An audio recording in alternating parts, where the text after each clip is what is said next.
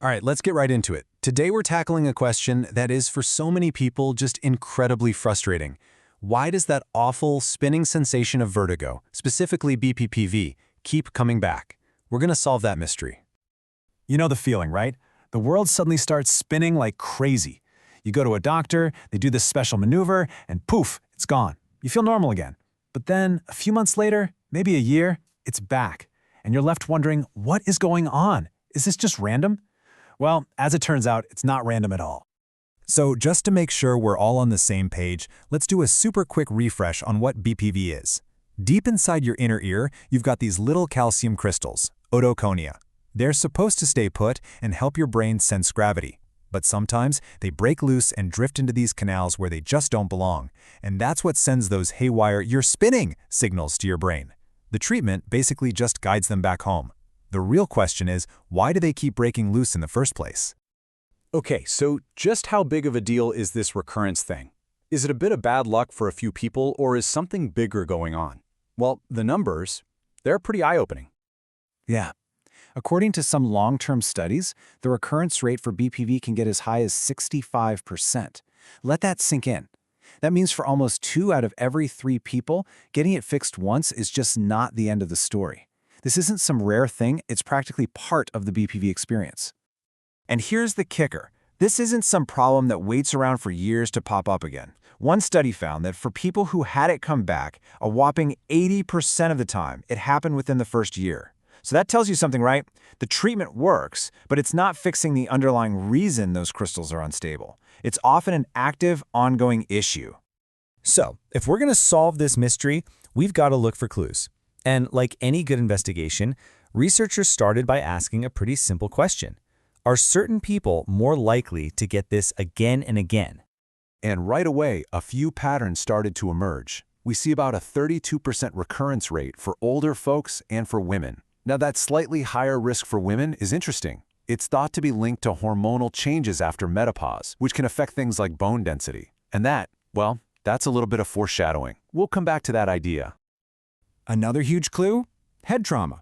If your first bout of vertigo started after some kind of injury, the research is pretty clear. It's not only tougher to treat the first time, but it is way more likely to come back.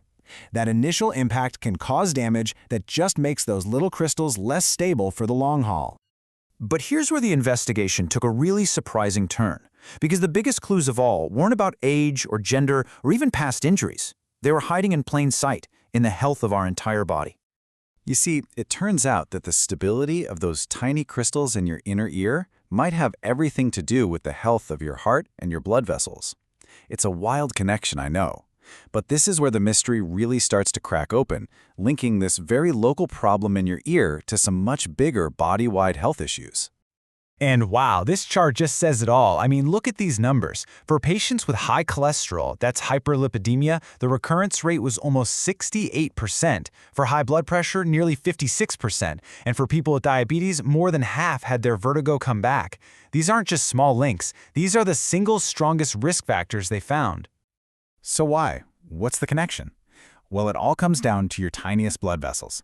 Conditions like high cholesterol and high blood pressure are known to damage these microvessels all over the body. Now, the blood supply to your inner ear is special. It's what they call a terminal circulation. Think of it like a dead-end road. There are no alternate routes. So any drop in blood flow hits the inner ear really hard, and that can weaken the delicate little structures that are supposed to be holding those crystals in place like glue. But it's not just about the body's plumbing, so to speak. To get the full picture, we have to follow another set of clues. And this time, it's about the very material those ear crystals are made of.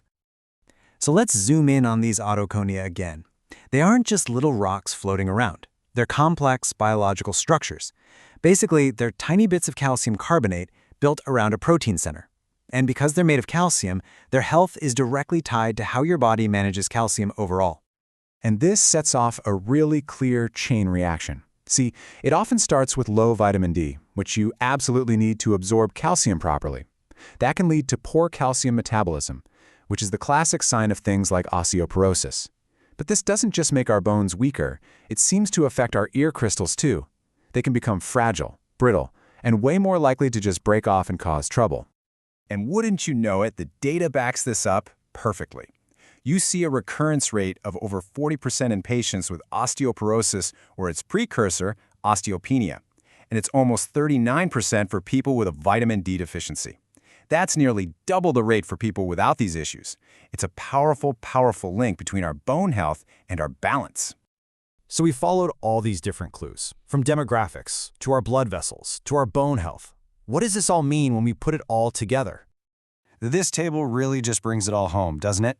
When you line up the biggest risk factors, a crystal clear picture emerges. The health of your circulatory system, which is all about cholesterol, blood pressure, and diabetes, and the health of your skeletal system, affected by osteoporosis and vitamin D, they are profoundly connected to whether or not your vertigo is going to come back. So when you put all this evidence together, one conclusion just becomes unavoidable. That spinning feeling, it isn't just some random, isolated glitch happening in your ear. More often than not, recurring BPPV is a local symptom of a much larger systemic issue. In a way, your inner ear is acting like a check engine light for the overall health of your body. And that leaves us with one final, and I think really powerful question. Instead of just treating the spin every time it happens, could managing these underlying conditions, your blood pressure, your cholesterol, your vitamin D levels, be the real key to keeping your world stable? The evidence strongly suggests it's a conversation that is absolutely worth having with your doctor.